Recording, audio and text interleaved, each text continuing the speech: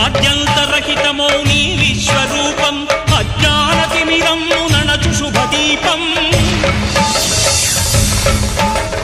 ఈ 4 దిక్కులు 14 భువనాలు పడిమెట్టుగా మారే ఇదో రూపం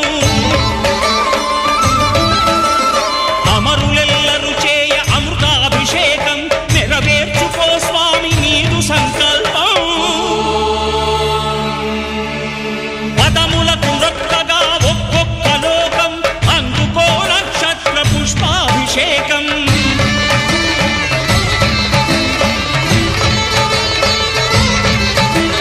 పంపా నదీ తీర శంపాల దాకార పాపాత్ము పరిమార్చు స్వామి